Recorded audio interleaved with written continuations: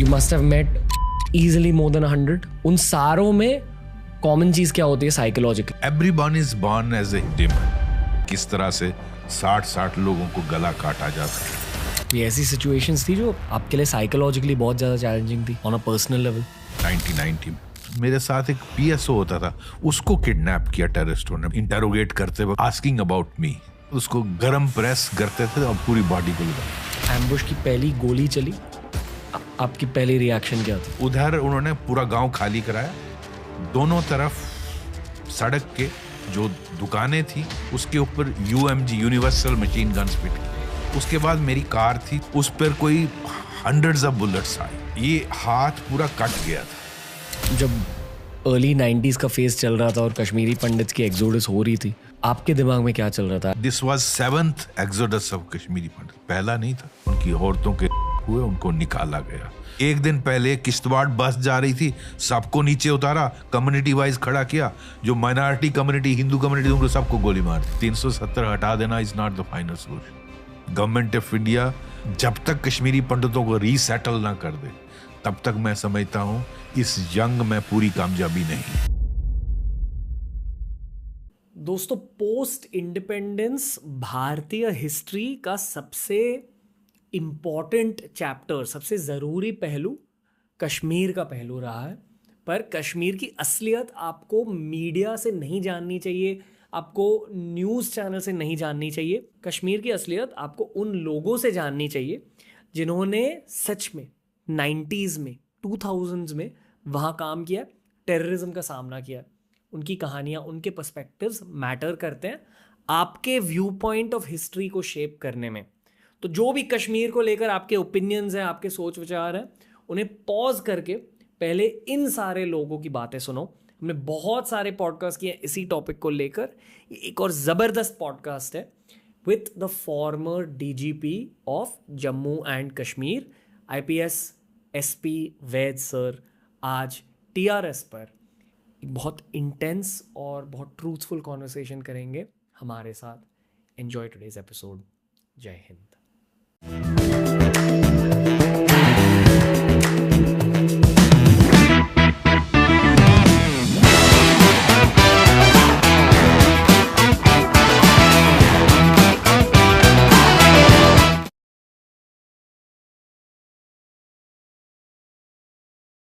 SP वैद sir, आपका स्वागत है TRS पर। कैसे हो सर? एकदम बढ़िया, धन्यवाद सर। बहुत सारे सेलिब्रिटीज आते हैं शो पर, बॉलीवुड के लोग आते हैं, क्रिकेटर्स आते हैं, पर जब मैं आप जैसे एक्चुअल वॉरियर्स से मिलता हूँ ना, एक अलग फीलिंग होती है उन दिनों पे। तो honoured to have you in the studio. Just want to say that. धन्यवाद, बहुत बहुत शुक्रिया। एंड आई होप कि आप ये जानते हो कि आप जैसे लोगों की कितनी रिस्पेक्ट है इंडियन ऑडियंसेस में। लाइक पीपल रिस्पेक्ट यू, पर आप लोगों को कन्वे कैसे करें ये पता नहीं लोगों को। तो on their behalf at the start only want to convey that respect. बहुत बहुत धन्यवाद। और we also have lot of respect for our Indian citizens, जो हमारे देश के रहने वाले हैं। उनके लिए ही हर जवान लड़ता है, इसी देश के लिए लड़ता है। और मैं समझता हूँ ये बिल्कुल सही कहा आपने कि लोग जानते नहीं कि हम किस तरह से, जो जवान बॉर्डर पे शहीद होता है उसको किस तरह से कन्वे करें, उसके परिवार को किस तरह से कन्वे करें ये। लेकिन ऐसी फीलिंग पूरे देश में है, मैं जानता हूँ ये बात। How do you look back at your life? जब आप मुड़ के देखते हो क्या फील होता है? बहुत सेटिस्फाइंग, बहुत सेटिस्फेक्शन होती है कि भगवान ने मुझे इस पर्पस के लिए इस्तेमाल किया, देश की रक्षा के लिए। बहुत ये कोई पुराने जन्म मेरे ख्याल अच्छे होंगे जो ईश्वर ने मौका दिया देश की सेवा के लिए। और मैं समझता हूँ ये खुशकिस्मती है। और ऐसे बहुत सारे लोग हैं हमारे, चाहे वो स्टेट पुलिस में हो, चाहे पैरामिलिट्री फोर्सेस में हो, फौज में हो, एयरफोर्स और बाकी विंग जो फौज के हैं। तो ये बहुत खुशकिस्मती होती है कि अपनी मातृभूमि के लिए आप कुछ कर सको। जी सर, हाल ही में कश्मीर टूरिज्म को बहुत बूस्ट्स मिले, बहुत सारे लोग जा रहे हैं अब कश्मीर घूमने जा रहे हैं। मैं भी हाल ही में ही गया था पहली बार एज एन अडल्ट, पिछले महीने गया था। It's a lot to take in, यानी कि वो एक अलग ही जगह है।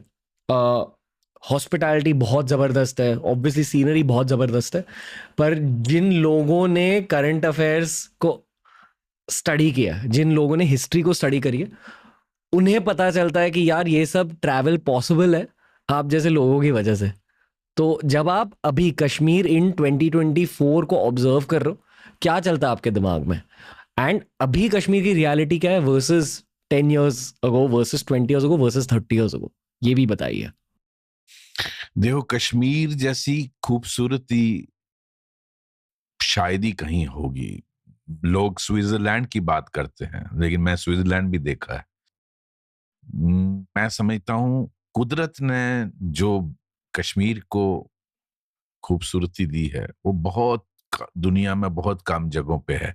30 इयर्स पहले जब हम नए एएसपी और एसपी आए 35 इयर्स पहले, तो कश्मीर की जो हालत बिगड़ते देखी, इतनी बुरी हालत थी कि आदमी सोच भी नहीं सकता था जो आज सिचुएशन है कि ऐसा भी दिन एक दिन आएगा।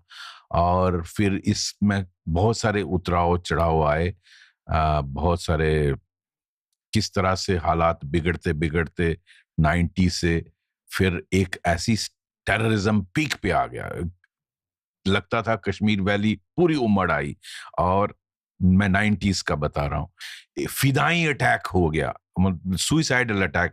तो उन्होंने ये फेनोमेना स्टार्ट किया आर्मी कैंप पर, सीआरपी पैरामिलिट्री कैंप पर, पुलिस स्टेशनों पर, सुइसाइडल अटैक्स।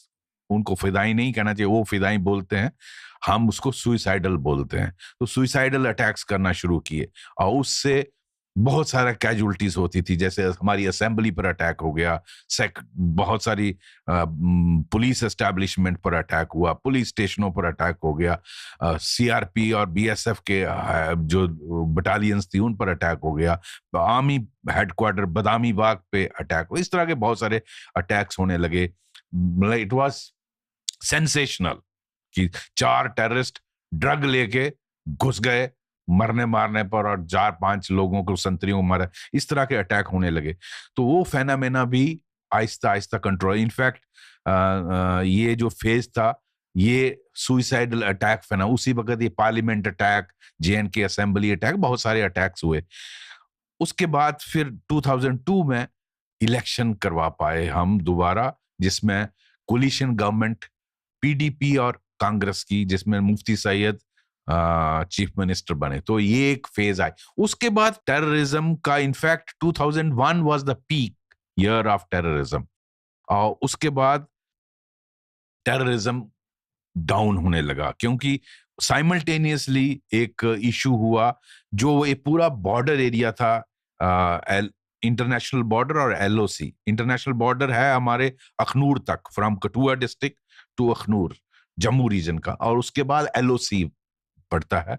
इस सारे एरिया में जब हमने बार बार टेकअप किया कि जिस तरह पंजाब में फेंसिंग करने से टेररिज्म कंट्रोल आ, आप यहां भी करिए, तो उस वक्त की यूनियन गवर्नमेंट, जो वाजपेयी जी की गवर्नमेंट थी, उन्होंने इस प्रोजेक्ट को अप्रूव किया और फिर वो बॉर्डर बनने से, जो फेंसिंग होने से, number of terrorist came down. At a given time 2500 terrorist अगर होता था 90s में, तो फेंसिंग होने के बाद वो 200-250 तक, मतलब 90% कंट्रोल हो गया। तो इतना इफेक्ट बॉर्डर फेंसिंग से हुआ, जिसको इलेक्ट्रीफाई भी किया गया। बहुत सारे गैजेट्स इस्तेमाल करती थी फौज भी और बीएसएफ भी। वो 10% घुसते कैसे थे? वो भी घुसते थे उसमें। देखो, पाकिस्तान एक ऐसा डूबियस नेशन है, वो कुछ भी करेगा इसके लिए। जैसे आप पहले क्या होता था, टेररिस्टों को गाइड्स ले जाते थे, टेररिस्टों को इन्फिल्ट्रेट कराने के लिए गाइड्स का इस्तेमाल किया जाता था। वायरलेस पे बोलते थे कि आरएसपुरा में वो गाइड है, उसके साथ कांटेक्ट पाकिस्तान आईएसआई एजेंसी। क्योंकि हमारे बीच भी ऐसे लोग हैं जो देशद्रोही हैं, जो इन मदद करते हैं, पैसे के लिए करते हैं, किसी चीज के लिए भी करते हैं। स्मगलर्स को यूज करते थे, जो ट्रांस बॉर्डर स्मगलर्स होते हैं, जो पाकिस्तान की चीज इधर और इधर की चीज उधर करते हैं। ड्रग्स लाने में मदद करते हैं, तो उन लोगों का इस्तेमाल करता था पाकिस्तान। जब फेंसिंग हो गई तो फेंस के नीचे से टनल निकालते थे, उसमें से टेररिस्ट निकलते हैं। जब उस पे भी नजर रखी फोर्सेस ने, तो फेंस को इलेक्ट्रीफाई किया, तो plastic chair plastic stairs use करने लगे, उसमें यू कैन अवॉइड दिस। उसके बाद अब टेक्नोलॉजी आई ड्रोन की, तो हम ड्रोन यूज करते हैं मेडिकल फैसिलिटीज के लिए, फायर सर्विसेज के लिए। हम, ये आपकी नीयत पे डिपेंड करता है। पाकिस्तान की नीयत ही गड़बड़ है ना, तो वो इसको ड्रोन को इस्तेमाल करते हैं ड्रॉप करने के लिए ड्रग्स, हथियार, पिस्टल, आईडी। इवन मैंने सुना है कुछ ऐसे ड्रोन चाइना से उन्होंने लिए हैं जिससे वो टेररिस्टों को भी, मैन को भी ड्रॉप कर सकते हैं।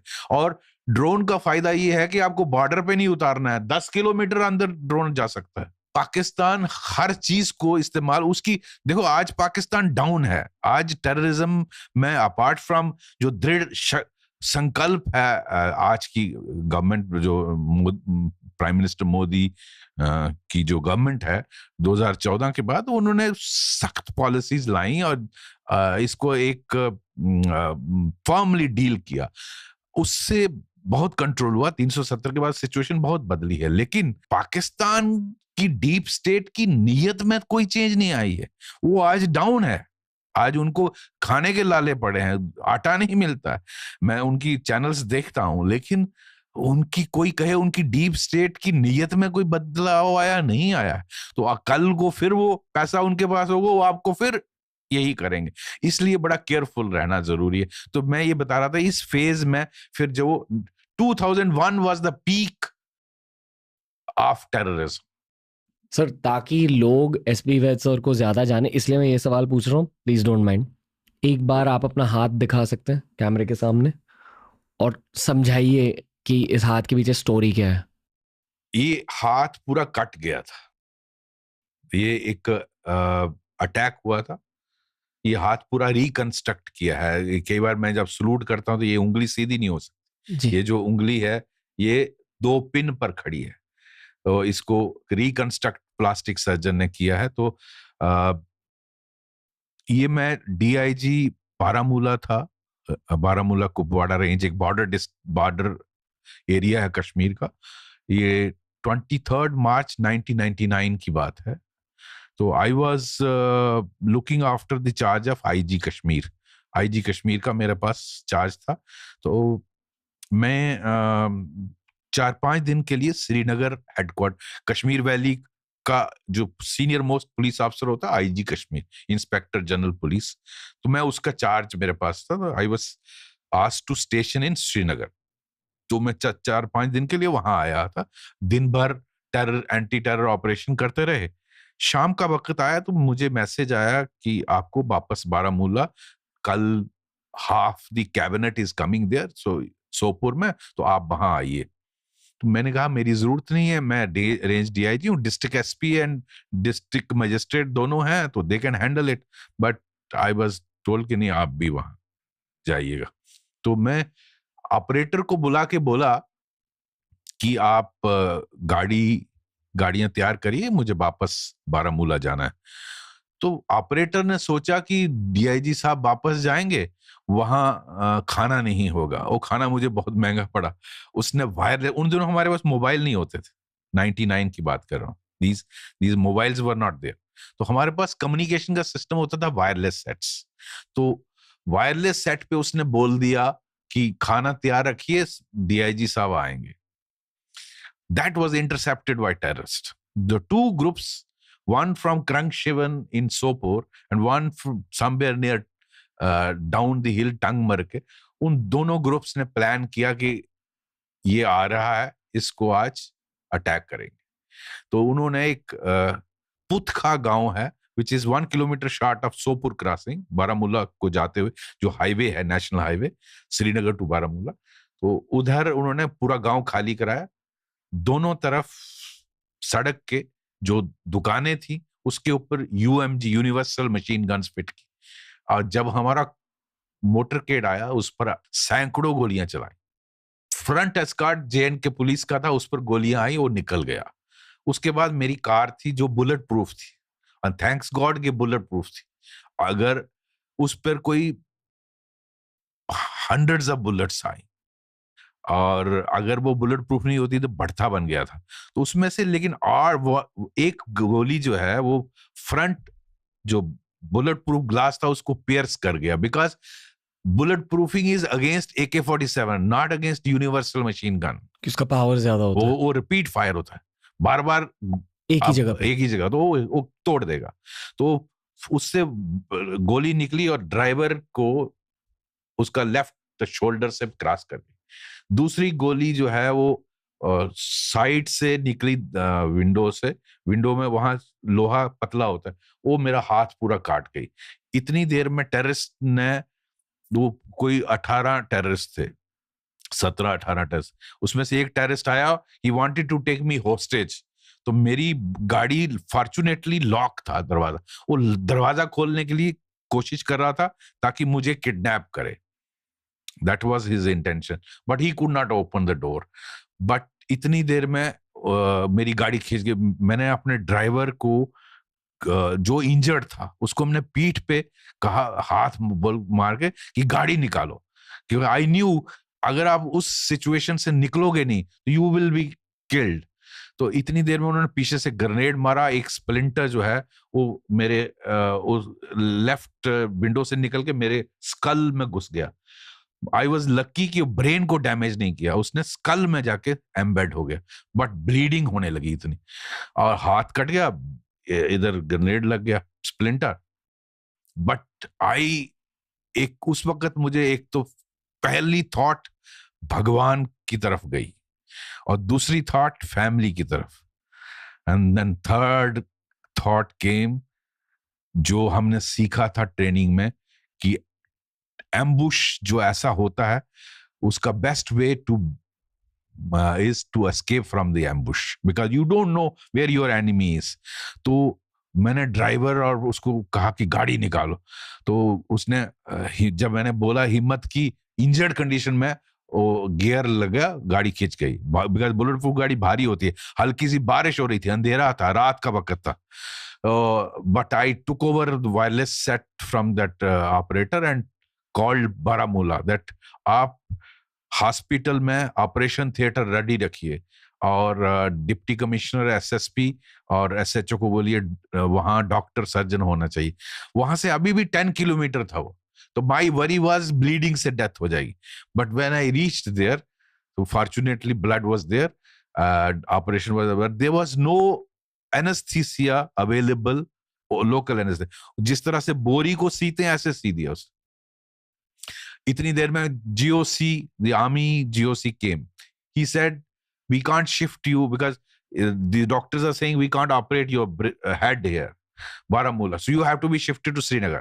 पर रात को ROP लगानी पड़ेगी क्योंकि हेलीकॉप्टर नहीं आ सकता। तो रात को आर्मी की ROP लगा के मुझे Srinagar base hospital, 92 base hospital में रात को ऑपरेट किया एंड ये स्प्लिंटर निकाला आर्मी बेस हॉस्पिटल में।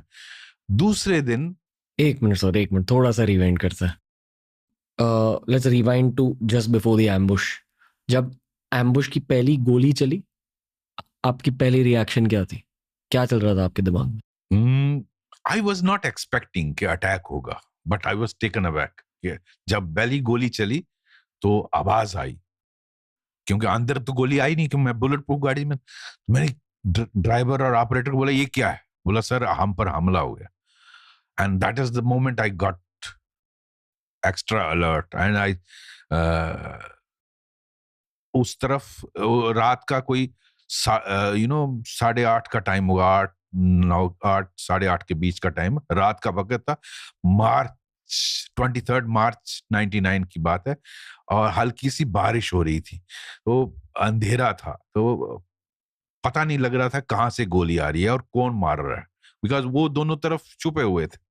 तो that is initial reaction. So by the time and all this happens so fast, it's a fraction of seconds में ये हो रहा है। तो this is how the attack started. And मेरा जो rear escort था उसमें CRP थी।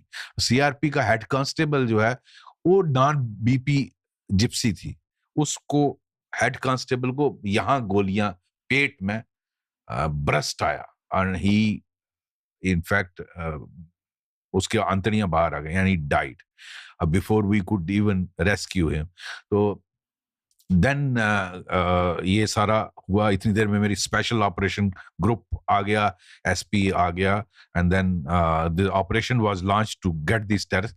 लेकिन when I asked, when I again came back after 2 months surgery के बाद, I asked CRP boys, you had LMG, why did you not fire back? So that was a learning experience. They said, sir, हमारे पास हमने जो magazine था वो चलाया, लेकिन वो उन दिनों CRP used to carry in boxes ammunition, extra ammunition.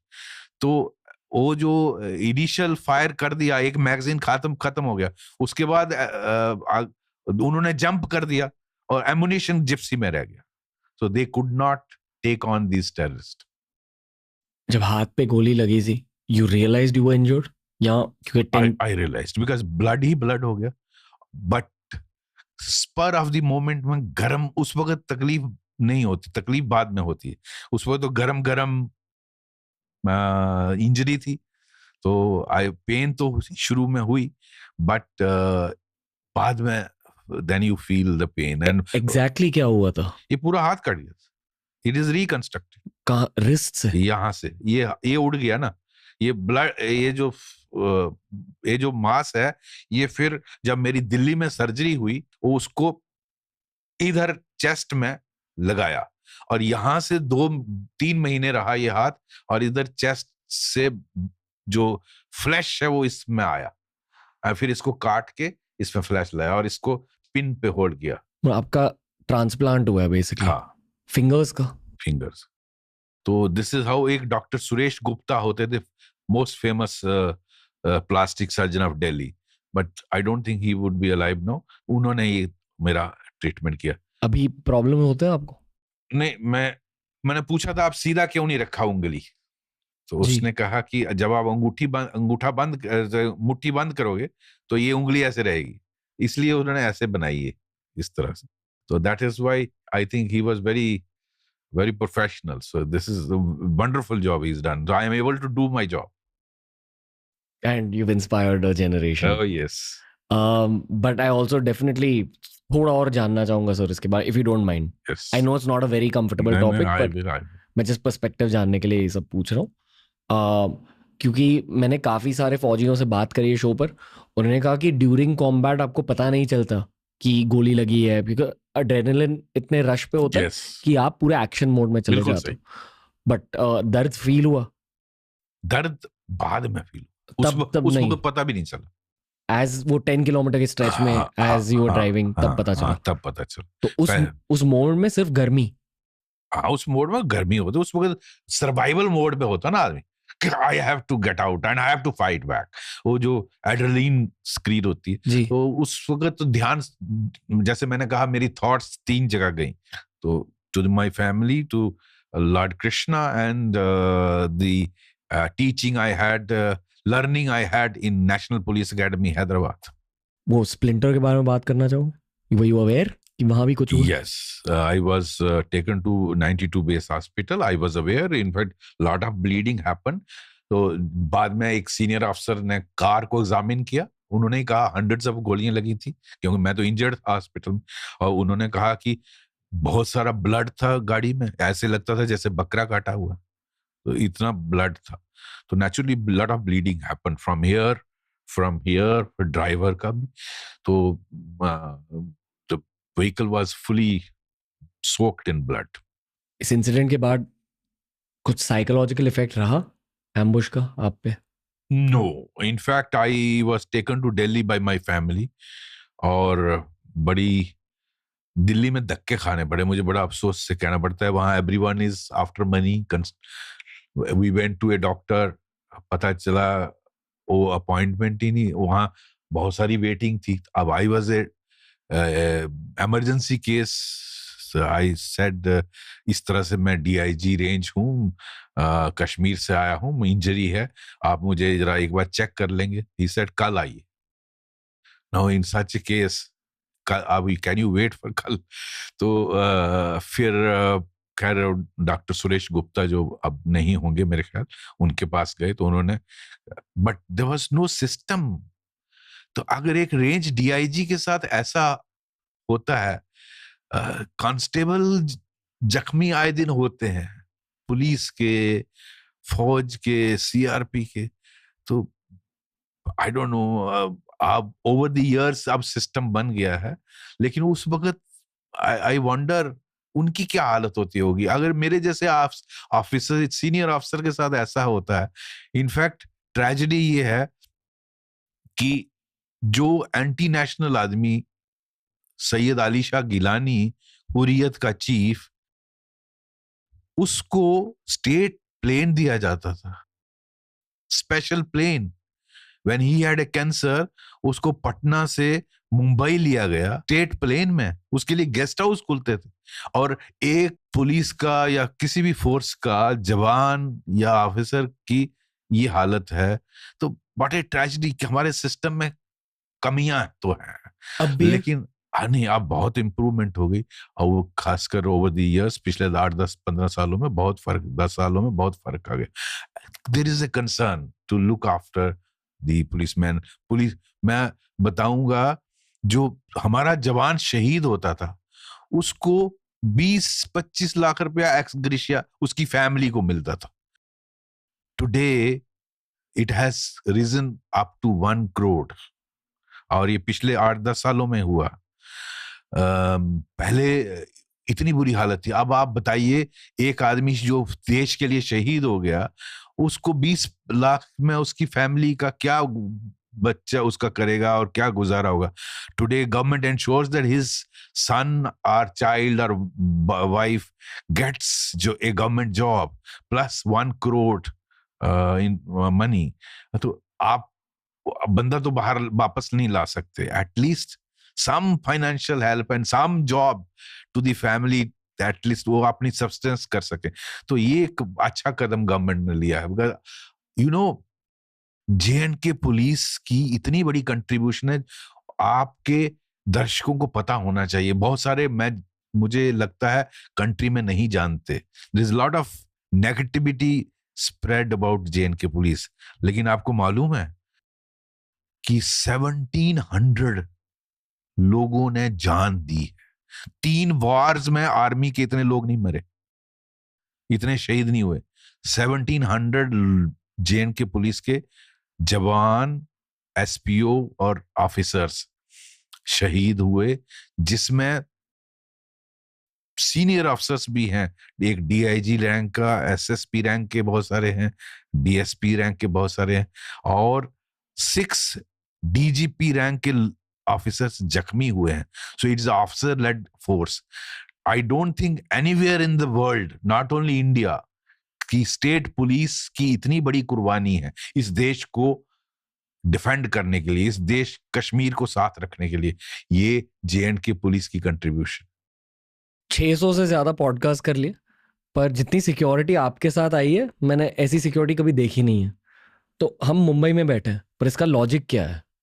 Like what is the underline logic? क्या अब भी आप पर अटैक्स हो सकते हैं? Like is there danger surrounding your physical presence? हो सकता मुंबई में भी it is possible. If General Vaidya could be attacked,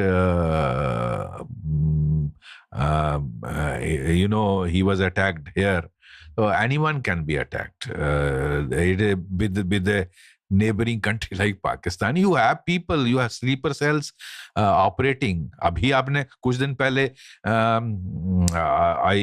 ISIS module मेरे ख्याल आपने पकड़ा बेंगलोर में, आपके मुंबई में कुछ लड़के पकड़े गए। तो anywhere in India on the directions of the deep state of Pakistan, anybody can be attacked. So I think that is required. मैं ऑनेस्टली थोड़ा ब्लैंक्ड आउट हूँ इस कॉन्वर्सेशन के हेवीनेस की वजह से, इसलिए I am taking a little time to capture my thoughts. कितने सारे मिलिटेंट्स के साथ या टेररिस्ट के साथ आपकी बातें हो चुकी है over the years, you must have met easily more than 100, more than 100। उन सारों में कॉमन चीज क्या होती है? साइकोलॉजिकली ब्रेन वॉश्ड होता है, ब्रेन, करेक्ट? बिल्कुल। उसके अलावा आपने ईविल के बारे में क्या जानना है? क्योंकि शायद वो टेररिस्ट के पर्सपेक्टिव से वो ईविल नहीं है। देखो ऐसा है, वो इंसान नहीं रहता।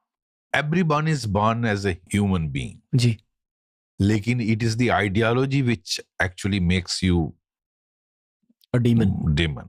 कंस demon बना because he held a particular ideology. जी, रावण डेमन बना इतना बड़ा ज्ञानी था, डीमन बना बिकॉज ऑफ इट। इसी तरह बहुत सारे आप आईसिस के आपने वीडियोस देखे होंगे, किस तरह से 60 लोगों को गला काटा जाता है। आपने अभी हमास का वो अटैक देखा, इजराइल में देखा, किस तरह से छोटे बच्चे को तवे में जला दिया। यही आइडियोलॉजी थी। Bomb blast, the kind of attack this city saw in Mumbai, I think it was something like what Hamas did in Israel. Mumbai attack was terrible. I had seen it on the when it happened.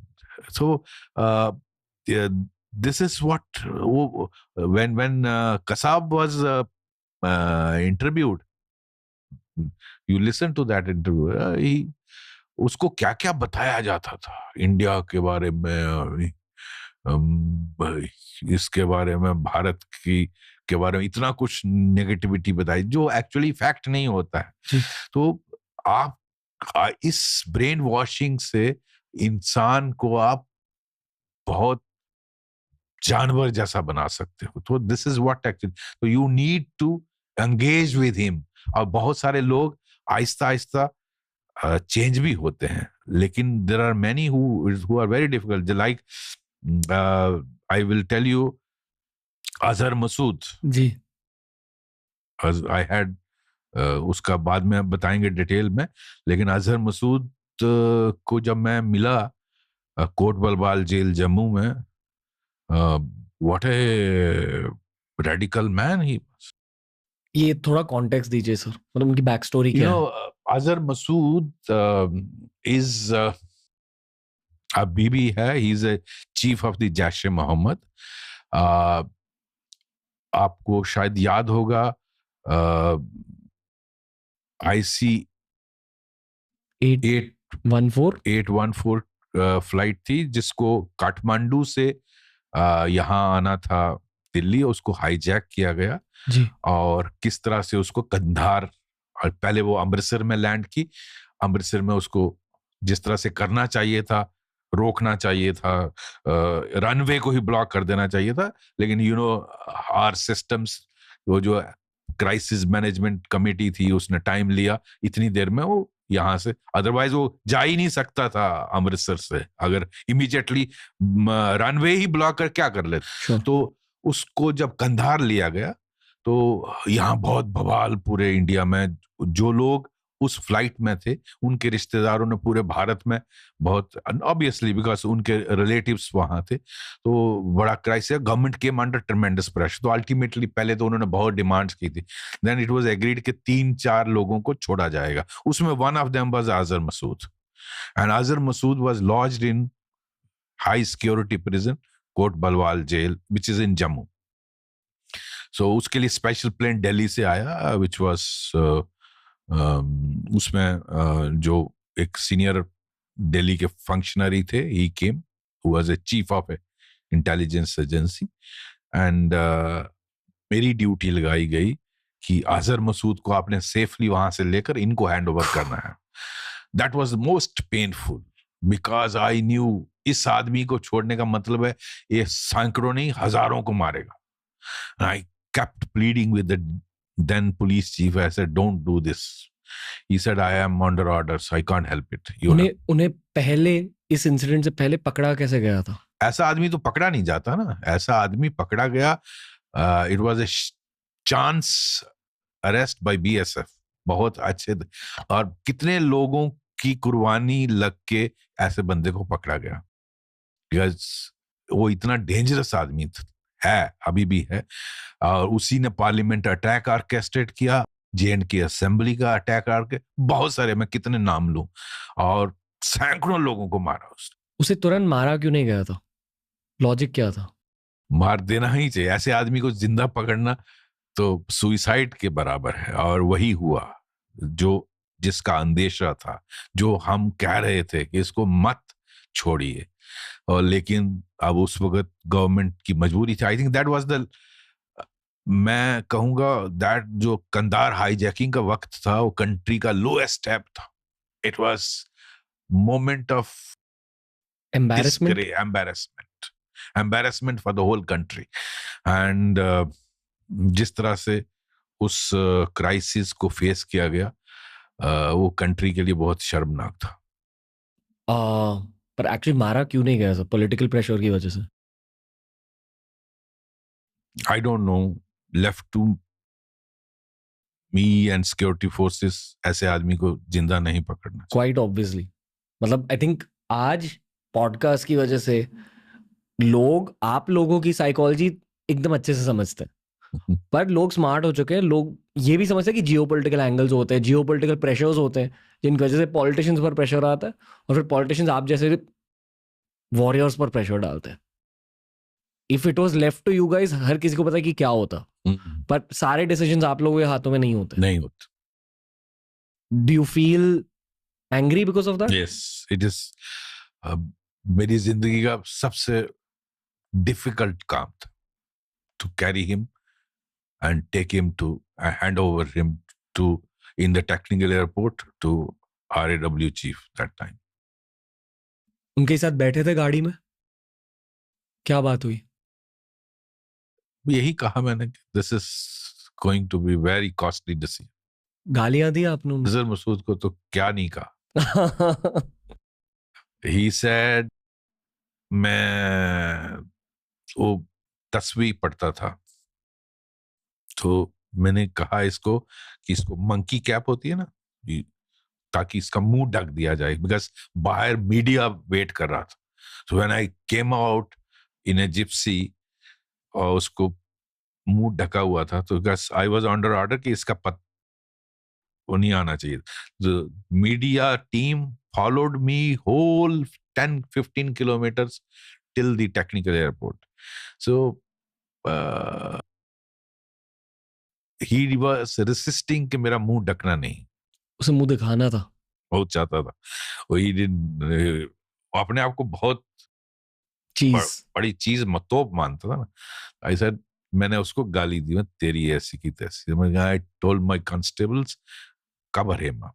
सो उसके हाथ बांधे, इधर monkey cap डाली और उसको गाड़ी में मुर्गे की तरह रखा। सो मोहम्मद यूसुफ पारे या कुका पारे, इनके बारे में जानना। इखवान, हमने यही कहा, इखवानीस। ये पूरी बैक स्टोरी दे दीजिए, थे कौन? Because according to what I have understood, ये एक बहुत पॉजिटिव रिप्रेजेंटेशन है ऑफ लोकल कश्मीरी पीपल, जो बहुत ज्यादा पेट्रियाटिक उस जमाने में थे, जब कश्मीर काफी ज्यादा डिवाइडेड था। सो इनकी स्टोरी क्या है?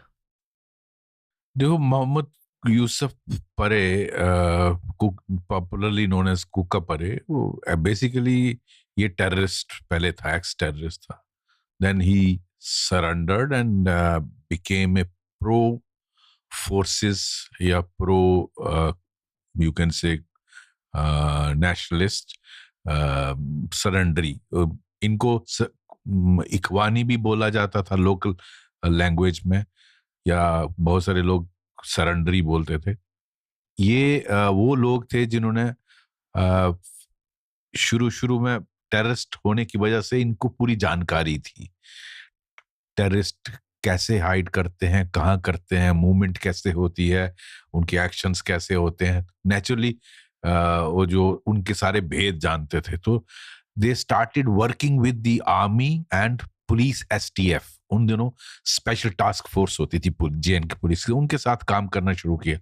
Ultimately they led JNK police and the army huge success in neutralizing Hizbul Mujahideen to a very large extent, which was the largest terrorist organization in J&K at that time.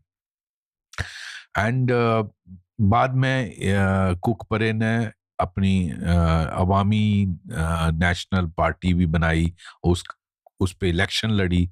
He became an elected MLA of the J&K Assembly.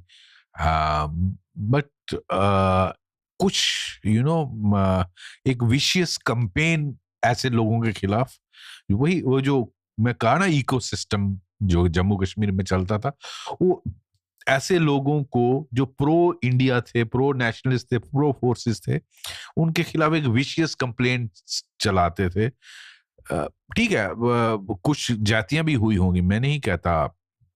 STF अगर बनाया J&K police ने, तो STF special task force थी, वो जब terrorism से जब जूझते हो आप उनके साथ, तो आपसे कई बार एक्सेसेस भी हो जाती हैं, गलतियां भी हो जाती हैं.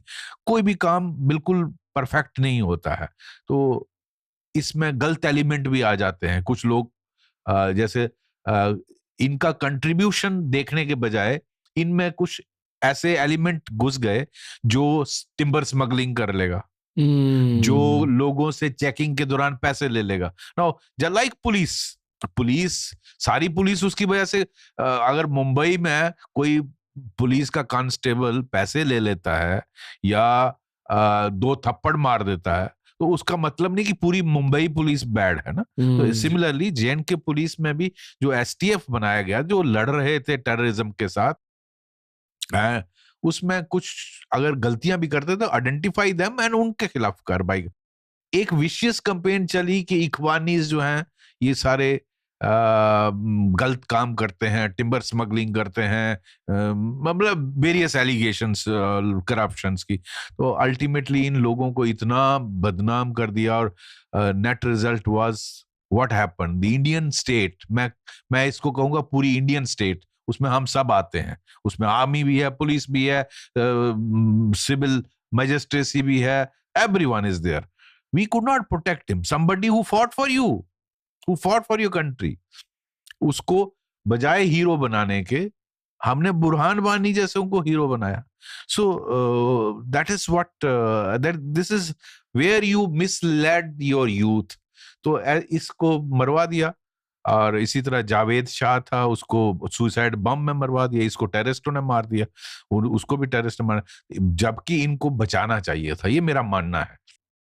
चाहे कोई भी सिस्टम से आप इनको प्रोटेक्ट करते, तो Indian state as such failed. This is my firm conviction. जबकि इंडियन स्टेट की जिम्मेदारी थी कि जो आपके लिए लड़ रहा था उसको हमें प्रोटेक्ट करना चाहिए. एक रिवेंज असैसिनेशन थी. हाँ, फ्रॉम द टेररिस्ट. जो आपने कहा सुसाइड बॉम्बिंग्स के बारे में कि कारगिल वॉर के बाद बहुत सारे टेररिस्ट एंटर हो गए इंडियन टेरिटरी में, तो आपके आसपास इन योर फिजिकल रियलिटी कभी एक सुसाइड बॉम्बिंग हुई है? हाँ, हुई है, बहुत बार. बिकॉज ये पूरे जम्मू कश्मीर में हो रही थी उस वक्त, और मेरे विंटेज के जितने भी ऑफिसर्स हैं उन सब ने देखा है.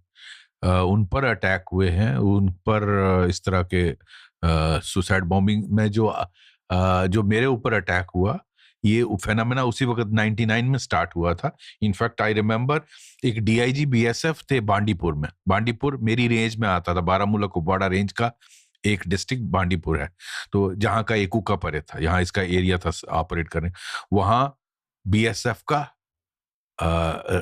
एक हेडक्वार्टर है जहां DIG BSF senior most officer, उस पर फिदाई अटैक हुआ एंड ही गॉट किल्ड.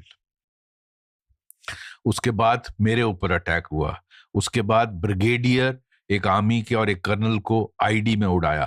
तो ये सारा उस वक्त हुआ. अब बाद में बहुत सारे हमारे पुलिस ऑफिसेज में, बहुत सारी बटालियंस में, CRP, BSF, army, everywhere, even army core headquarter में अटैक हुआ, जो बदामी बाग का कोर हेडक्वार्टर है.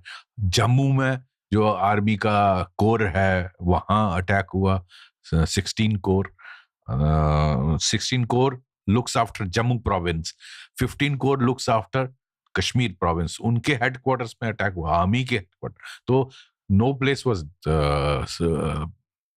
एक्चुअली इससे बची हुई कोई ऐसी जगह नहीं थी. सुसाइड बॉम्बर्स अपने बॉडी पर बॉम्ब लगा के आते थे. They come with the intention to get killed and kill as many people as possible. They come with the intention, वो ड्रग लेके आते हैं और अपने आप को मारना है. अब मरना है और मार के जाना है कितने लोग.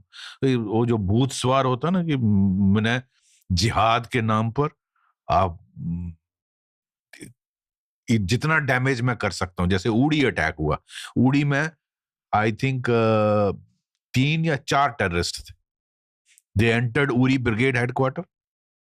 This is somewhere in September 2016. I was special DGC JNK law and order. 4 terrorists early in the hours crossed from the LOC and sub brigade Udi is on the border itself. तो Udi brigade headquarter में enter किए, संतरी को मारा, उसके बाद अंदर घुस गए, फिर मैस में शायद ऑफिसर्स मैस में चले गए और आग लगा दी कुछ बहुत. तो they were able to damage I think 19 casualties थी. नाउ 4 टेररिस्ट एंटर और in the early hours of the morning and damage 19 लोगों को, फौजियों को शहीद कर दिया. Now this is what Pakistan wanted ना. टुडे मैं कहता हूं ना, कर्मा बहुत क्या चीज आप किसी को स्पेयर नहीं करता. जो भगवान का नियम है, मैं जैसे कर्म करूंगा वो फेस करना है. Today Pakistan army is facing the same thing today. क्योंकि ईरान से अटैक हो रहे हैं. अरे ईरान का क्या, उनका अपना क्रिएट किया हुआ TTP, तहरीके तालिबान पाकिस्तान, और BLA आए दिन उन पर अटैक करता है और suicidal attack. So what Pakistan deep state did with Jammu Kashmir and rest of India, today they are facing. उनकी वही हालत हो रही है आज. उनकी जो हालत है, Pakistan and the back foot, उनकी तबाही हो रही है. तो मैं इनफैक्ट 1-2 बार ट्वीट किया कि कर्मा किसी को नहीं छेड़ता. आप जैसा, मैं आपके लिए गड्ढा खोदूंगा, मेरे लिए खुदा ही खुदा. तो दिस आपको इधर ही हिसाब देना है and that is what Pakistan is facing today. ये मेरा मानना है. कोई ऐसी सिचुएशंस थी जो आपके लिए साइकोलॉजिकली बहुत ज्यादा चैलेंजिंग थी ऑन अ पर्सनल लेवल? मैं एक सिचुएशन बताता हूं. मैं SP बडगाम था 1990 में. आई थिंक मंथ मुझे अब याद नहीं. तो उन दिनों डिस्ट्रिक्ट में एक SP होता था, एक DSP हेडक्वार्टर और एक DSP पुलिस लाइंस. 3 ही गस्टेड ऑफिसर्स होते थे. तो एक दिन I was suppose to go to visit some area of Budgam known as Arizal. Actually वहां से फ्राइडे को एक डेपुटेशन आता है. And that deputation meets me. They say कि सर आपने हमको खुदा के हवाले कर दिया है. ना आप आते हैं ना डिप्टी कमिश्नर आता है. तो हमें टेररिस्टों के हवाले कर दिया. तो आप हमारे इलाके में तो आइए. आई like a young SP, I said, okay, we will come on Monday. Not realizing that was a trap. तो मंडे को, Friday को, after this deputation, I rang up Deputy Commissioner who was a colleague of mine. I said, उनका नाम क्या था मैं भूल गया. तो उनको मैंने कहा कि DC साहब ये डेपुटेशन आया, तो ये लोग कह रहे हैं आप लोग आते नहीं हैं, तो हमें हमारी दिक्कतें सुनने के लिए आप किसी दिन तो आइए. तो मैंने कहा मंडे को चलें. कहते ठीक है चलते हैं. तो मैंने इनको कहा जाइए आप DC साहब को मिल लीजिए, तो हम मंडे को आएंगे. That was a trap.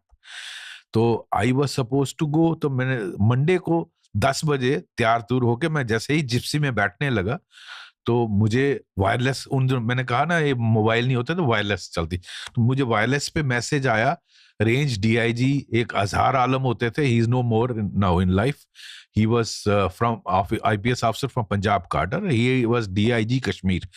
He gave me a message that please reach Patan, which is in Baramulla district. I was SP Badgam. Please report at Patan for an urgent operational meeting at CRPF camp, so and so. So मैंने message दिया DC को कि मैं नहीं जा रहा, मुझे DIG is asking to go to Patan, तो I will not be able to come, तो you also don't go. तो DC भी नहीं गया और मैं भी नहीं गया, मैं चला गया पटन. हमारे पीछे से DSP headquarter, DSP DR and SHO, they thought के SSP साहब नहीं जा पाए, हम चले जाते हैं. वो गए थिंकिंग दैट मैं और DC हैं. That was attack planned on DC and SP, हम दोनों पर. लेकिन हम चूंकि गए नहीं, उन्होंने सोचा, और वो JKLF उन दिनों 90 की बात कर रहा हूं, उन दिनों मेन टेररिस्ट ऑर्गेनाइजेशन JKLF थी, तो उनका एम्बुश था. तो वो 10-15 लोगों ने अटैक कर दिया, वो जो 2 गाड़ियां जा रही थी, और उसमें DSP headquarter died on spot. उसको यहाँ DSP पुलिस लाइंस, उसको यहाँ ब्रस्ट आया, ही डाइड. SHO को भी गोली सर में लगी, ही ऑल्सो डाइड. जो DSP हेडक्वार्टर था, उसकी टांगों पे गोलियां लगी एंड ही गॉट इंजर्ड. सो मैं जब मुझे जब मैसेज आता है तो आई रश्ड. तो 2 अफसर तो मर चुके थे, तीसरा को मैंने उठा के हॉस्पिटल लिया ना. मैंने इतनी स्पीड से गाड़ी चलाई कि इसको बचाना है, लेकिन हॉस्पिटल पहुंचते पहुंचते वो उसका ब्लीडिंग काफी, बट बच गया वो.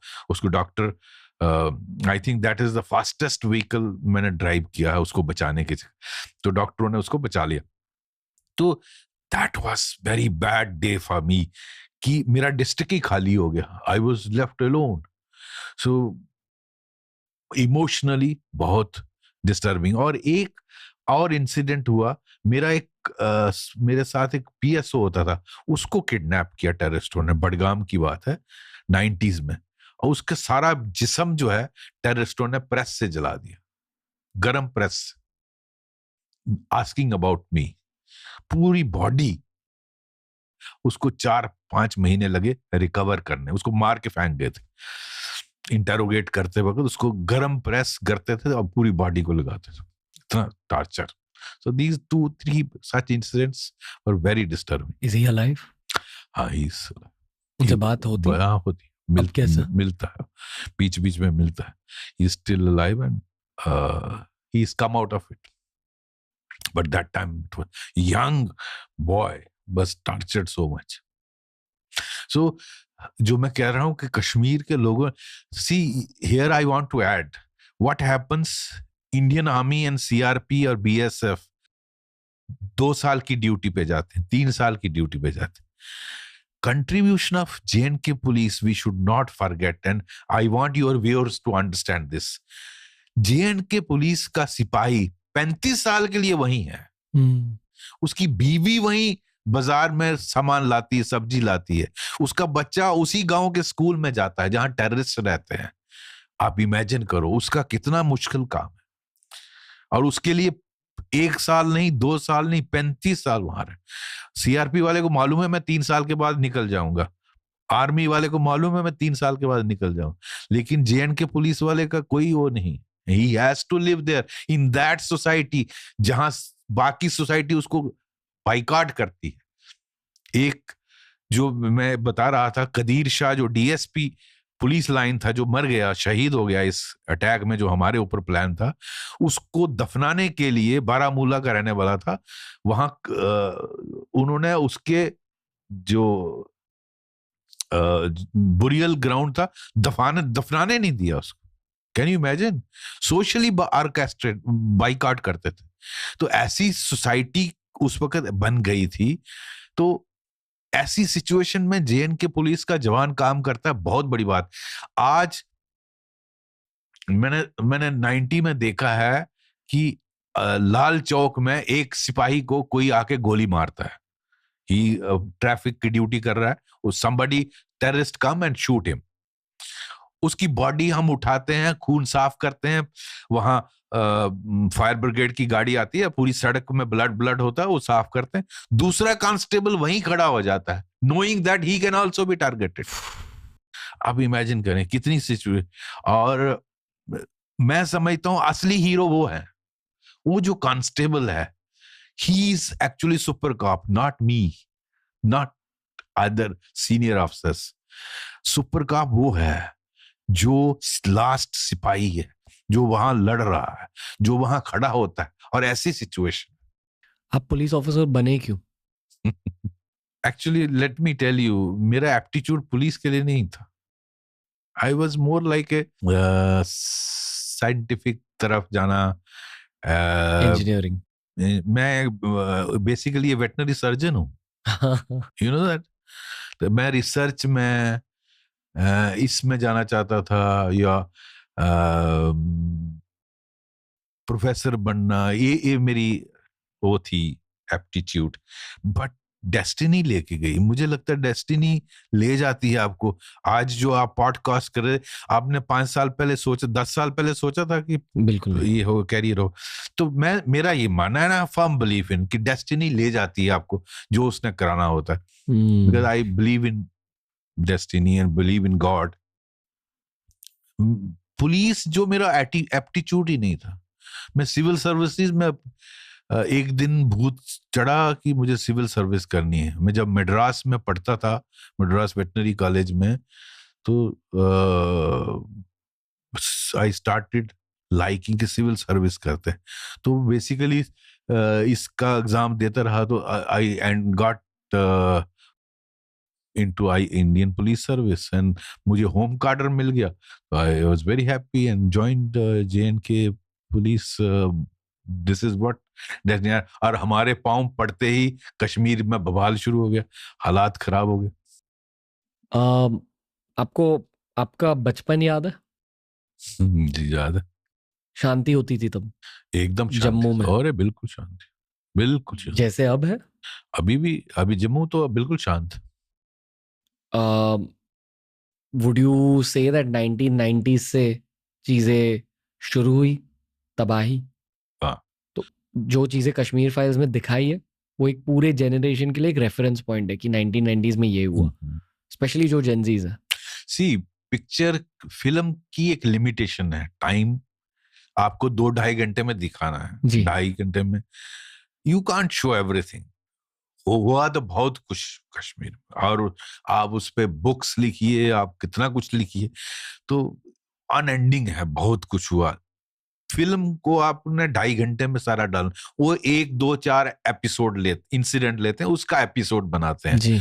तो you can't depict everything what happened in Kashmir. मतलब पॉलिटिकल कॉन्टेक्स्ट है, जियो पॉलिटिकल कॉन्टेक्स्ट है, बट बहुत हद तक उन्होंने रिसर्च किया है, इंटरव्यूज लिए हैं, और वो ये चीजें, ये इंसिडेंट हुआ है। तो जब अर्ली 90s का फेज चल रहा था और कश्मीरी पंडित्स की एक्सोडस हो रही थी, आपके दिमाग में क्या चल रहा था एज अ पुलिस ऑफिसर? और आपके आसपास के जो टीममेट्स थे, मतलब बातचीत क्या होती थी एक दूसरे से? बातचीत ये होती थी कि ये गलत हो गया, बिकॉज मेरा ये मानना है कि it was a failure of the state, Kashmiri पंडितों का वहां से निकलना। लेकिन उस वक्त माहौल ऐसा हो गया, उस वक्त I think this was 7th exodus of Kashmiri Pandit. पहला नहीं था, पहले भी हुआ है। सिकंदर, मीर सिकंदर शाह एक रूलर हुआ, आई थिंक 13th-14th सेंचुरी में। उसने जब ये सारा कन्वर्ट किया, हालांकि बहुत सारे सूफी सेंट्स का भी कश्मीर में रोल रहा है, लेकिन उसके टाइम पे जबरदस्ती हुई, जजिया लगा, टेम्पल्स तोड़े गए, जनेऊज निकाले गए, बहुत सारों को टॉर्चर किया गया और कन्वर्ट किया गया। ये हिस्ट्री में है, मैं नहीं बोल। तो फर्स्ट एक्सोडस तब से स्टार्ट हुआ। This was 7th exodus, but unfortunately this had दी, ये बहुत बड़ी ट्रेजेडी है कि इसी कंट्री में ओरिजिनल रहने वाले कश्मीर के अपने देश से देश निकाला हो गया उनको। तो ये स्टेट को उस वक्त खड़ा होना चाहिए था और ये इंश्योर करना कि नहीं होता। और उस वक्त हालांकि लोगों ने कश्मीर में एक कैंपेन चलाई कि ये जगमोहन ने करवाया, ऐसा नहीं है। जगमोहन क्यों करवाता ये?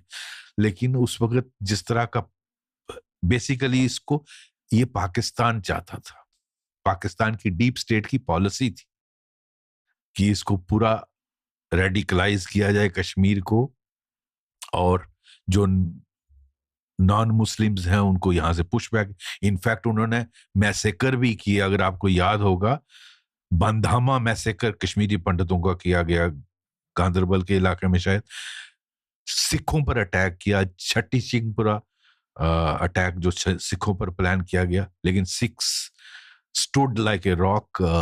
कुछ लोगों ने जम्मू में घर बनाए, लेकिन उनको भी फोर्स करने की कोशिश की, लेकिन उन दिनों खालिस्तानी मूवमेंट भी चल रही थी, उन्होंने कहा अगर आप हमारे मारोगे तो हम भी आपके मारेंगे। सो तो वो कश्मीर एज ए सोसाइटी को खड़ा होना चाहिए था। वहां के कश्मीरी जो मुस्लिम्स हैं, they do miss Kashmiri Pandits as teachers. उनके बच्चों को अच्छे पढ़ाने वाले टीचर नहीं, बट फैक्ट रिमेन्स कि गन के डर से साइलेंस रही, और बहुत सारों ने इसको एक्सेप्ट किया। नहीं करना चाहिए था, खड़ा होना चाहिए था। और ये बहुत बड़ा, मैं समझता हूं, कश्मीर का फेलियर है, और हम सब का एज ए इंडियन स्टेट कि कश्मीरी पंडितों को वहां से जिनोसाइड किया गया, उनकी औरतों के रेप हुए, उनको निकाला गया। और गवर्नमेंट ऑफ इंडिया जब तक कश्मीरी पंडितों को रीसेटल ना कर दे, तब तक मैं समझता हूं इस जंग में पूरी कामयाबी नहीं है। ये मेरा मानना है। ये होगा, होना चाहिए। Ultimately we should work towards that. अगर ये नहीं होगा तो ये इंडियन स्टेट का फेलियर है, और इसमें इनको इंसाफ भी दिलाना चाहिए। Is it easy to move into Kashmir now and stay there? It is, they are staying in camps, तो लेकिन जब तक लास्ट गन रहेगी they will be targeted, because easy target है। तो we have to work towards that. जबकि और Muslims के इंटेग्रेशन उनके साथ हो, उनके स्टेक्स क्रिएट किए जाएं उसमें, उनके बच्चों को ये पढ़ाते हैं, अगर पढ़ाते हैं तो उनका स्टेक होगा कि हमारे बच्चों का टीचर नहीं मारा जाना चाहिए। तो may be you arm them, you may be you train them, may be you carve out separate colonies for them. तो ये जरूरी है इनको, जब तक आप कश्मीरी पंडितों को वापस नहीं सेटल करोगे, मैं इसका फाइनल सोल्यूशन नहीं मानता। सिर्फ 370 हटा देना is not the final solution. जब ऐसे, हालांकि 370 हटना बहुत बड़ी बात, that is a landmark what prime minister Modi's government has done, and it has changed the situation, it has transformed the situation. You take by any parameter, Asha, the kind of development it is J&K is witnessing. I live there.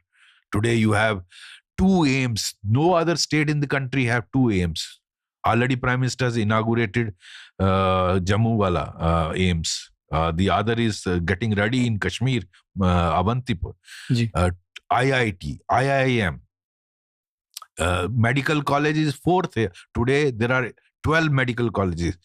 Indian Institute of Mass Communication, Indian Institute of Fashion Technology. So much of educational hub it is becoming.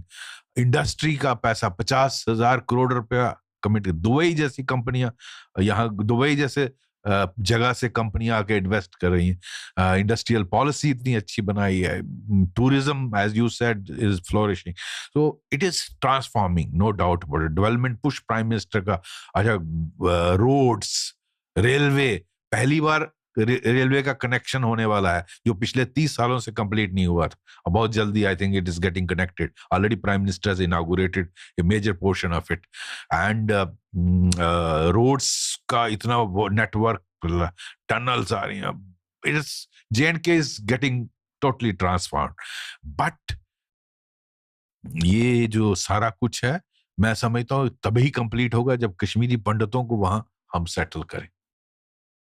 जब early 90s में ऐसे incidents हो रहे थे जो movie में दिखाए गए हैं, और पुलिस को इंटेल मिल जाता था कि ऐसा कुछ हुआ है, तो did the police want to react, but were you stopped by higher powers? No one stopped us, but police खुद भी इनर्शिया में थी. Police did not know how to stop it. Police did not have resources to face onslaught of Pakistan. जैसे मैंने कहा, Covid war थी, और ये जो पाकिस्तान का डिजाइन था, एथनिकल क्लिंजिंग ऑफ कश्मीर, ऐसा ही प्लान पाकिस्तान का जम्मू डिवीजन के लिए था. मैं आपको बताऊंगा कि जम्मू के पहाड़ी इलाकों में भी मिक्स पॉपुलेशन है, हिंदू और मुस्लिम्स की. erstwhile Doda district. Doda today have become 3 districts now. Doda, Kishtwar and Ramban. इस पूरा एक डोडा डिस्ट्रिक्ट बोलते थे. Hilly region. और इसी तरह रजौरी पुंछ का इलाका, जहां आपने देखा होगा पिछले 1 साल से बहुत सारे अटैक हुए फौज पर, बहुत सारी आर्मी की कैजुअल. तो इस इलाके में जब मैं एसपी बडगाम आता था, तो मैं पहाड़ियों को देखता था कि अगर यहाँ टेररिस्ट घुस गए तो क्या होगा. और वही हुआ जो 90s में मैं सोचता था. कई बार होता ना, आप जो सोचते वही हो जाता है. और टेररिस्ट आहिस्ता आहिस्ता कश्मीर से स्पिल ओवर हो गए. तो जो पीर पंचाल रेंज है, जो पहाड़ है, बड़े ऊंचे ऊंचे पहाड़, इनमें टेररिस्ट आ गए. और they started looting police stations one by one. And ultimately वो जो है, उन्होंने पूरा एरिया को डिस्टर्ब कर दिया, पूरा अपने कब्जे में ले लिया. Then army, paramilitary, police was dominated. Army paramilitary को डाला गया. बहुत सारे आर्मी के ब्रिगेड चले गए, सीआरपी बीएसएफ की बटालियन चली गई. But you could not control it, because एक गांव इस पहाड़ पे है, दूसरा गांव इस पहाड़ पे, तो आप कैसे प्रोटेक्ट करोगे. तो आई वाज वंडरिंग कि ये लोग, इनको कैसे बचाया जाए. लाइक मी, मेरे जो बाकी कोलिग्स थे वो भी सारे सोचते थे how to protect these people, because वो मैसेकर करते थे और कम्युनिटी वाइज खड़ा करते थे. एक दिन 26 जनवरी के एक दिन पहले किश्तवाड़ बस जा रही थी, सबको नीचे उतारा, कम्युनिटी वाइज खड़ा किया. जो माइनॉरिटी कम्युनिटी, हिंदू कम्युनिटी, उनको सबको गोली मार दी. सो लाइक दैट, सेग्रीगेट करके, बिकॉज दे वांट कि इससे कम्युनल टेंशन पैदा हो जाए बिटवीन द टू कम्युनिटीज. तो तभी होगी जब एक कम्युनिटी को टारगेट करोगे. तो इस तरह हम सभी जो कोलीग्स थे सोचते थे कि इसका हल क्या निकलेगा. अल्टीमेटली एक दिमाग में आइडिया आया कि मैं एक्चुअली एसएसपी उधमपुर था 94, 95, 93 से 95 की बात है ये, अगस्त सितंबर की. तो हमारा एक गोटा पुलिस पोस्ट थी इन डिस्ट्रिक्ट उधमपुर, जो आज रियासी डिस्ट्रिक्ट उसी से कार्व आउट हुआ, उसका आजकल इट इज अ पार्ट. तो वहां रात को हमला हुआ टेररिस्टों का. तो मुझे रात को मैसेज आया, तो आई रैंग अप डिप्टी कमिश्नर, उसको बोला कि ऐसे ऐसे अटैक हुआ पुलिस स्टेशन पे.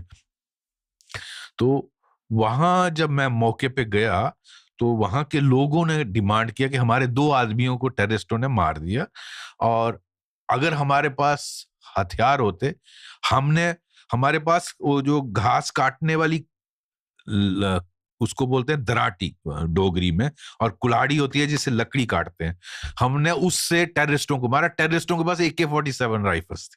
तो कहते हैं अगर हमारे पास गन होती तो हमने उनके 2 मार दिए, उन्होंने हमारे 2 लोगों को मार दिया. अगर हमारे पास गन होती हम उनके ज्यादा लोग मार सकते थे, तो आप हमें हथियार दीजिए, दे डिमांडेड. तो when I went to the spot, मैंने वो जो 2 लोग शहीद हुए सिविलियन गांव के लोग, उनकी बेटियों को पुलिस में कांस्टेबल भर्ती कर लिया, रिक्रूट कर लिया. और उन्होंने 10 राइफलें मांगी थी. तो मैंने अपने हेडक्वार्टर से पूछा, तो उन्होंने कहा दे दो. तो मैंने 10 राइफलें उनको बांट दी. That became first. बागनकोट गांव था ये जिस पर अटैक हुआ था, सिविलियन पर अटैक.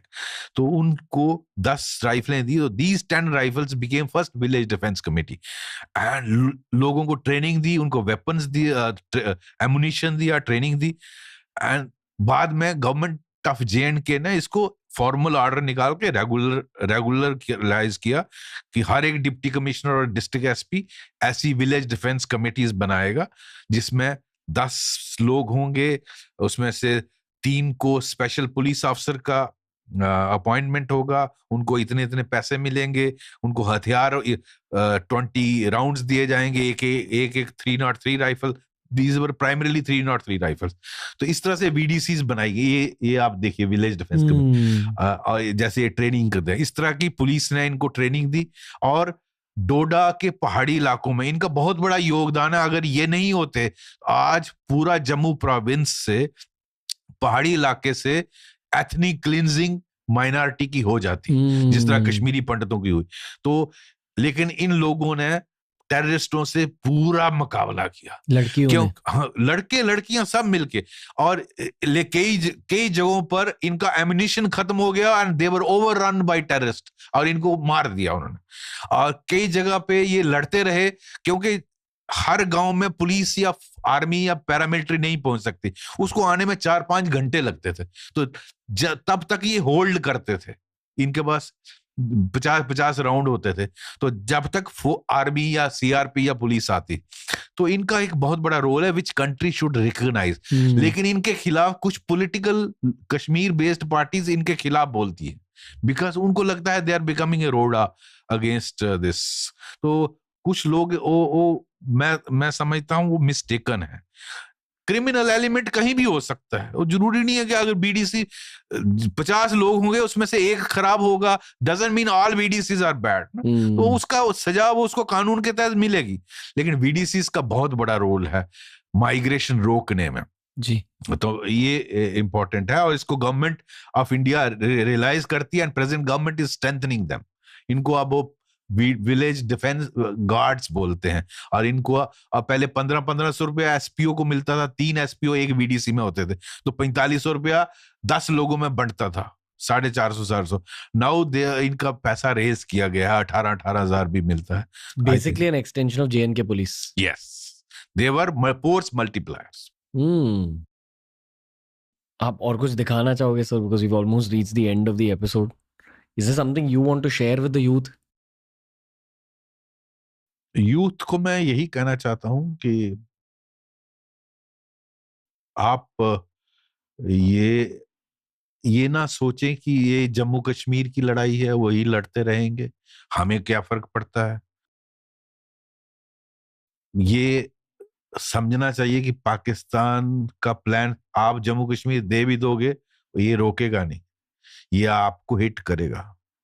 चाहे आप कोयम्बतौर में हैं, चाहे आप गुवाहाटी में हैं, चाहे आप गांधीनगर गुजरात में हैं या मुंबई में हैं। जहां जिस आइडियोलॉजी का ये है कि हमने गजवाए हिंद करना है, वो कश्मीर देने से भी बंद नहीं होने वाला। तो take interest in this, think this is as your war, और आप सबको अलर्ट रहना चाहिए। और हमें इस का मुकाबला करना है अगर अपनी एग्जिस्टेंस और अपने संस्कृति को बचाना है। और मैं समझता हूं जो वास्ट मेजॉरिटी है इंडियन मुस्लिम्स की, they understand this, they are basically all good people. हम ही में हमारे ही भाई, उनकी पद्धति डिफरेंट है पूजा की, लेकिन उसमें कुछ कट्टरपंथी हैं जो गलत विचारधारा रखते हैं। उनको किस तरह से ये देश ला सकता है अपने साथ, ताकि ये देश बचा रहे। अगर ये देश बचेगा तो सब बचेंगे, देश नहीं रहेगा कुछ भी नहीं रहेगा। अगर आप जैसे लोग हमारे देश की रक्षा कर रहे हैं, we feel a sense of confidence sir. Thank you. So SP Vaid sir, seriously thank you, मजा आ गया आपके साथ। I salute you for your service for the country mainly. पर बहुत कम लोग आपके जितनी इवेंटफुल लाइफ जीते। सो all I want to say is you've lived it out for a reason, which I'm sure you're realizing at this point. But it was a pleasure hearing all your experiences, sir, Thank and you. your perspective. Thank you. Lots of love and respect. जय Hind sir. जय। तो दोस्तों ये था आज का episode. बताइए कैसा लगा। बहुत सारे आर्म्ड फोर्सेस के एपिसोड करे हमने, बहुत सारे पुलिस फोर्स के साथ एपिसोड्स बनाए हैं। We are always looking for more real heroic stories from India's recent history. अगर आपके पास कोई गेस्ट रिकमेंडेशन है इसी जॉनर में, तो प्लीज़ हमें कमेंट सेक्शन में बताइए. Until next time, TRS and the whole team will be back. Lots of love to you. Bharat की असली हिस्ट्री पॉडकास्ट से जानिए, ना कि ट्रेडिशनल मीडिया से, because this is the only place you will find the truth. Lots of love and जय हिंद.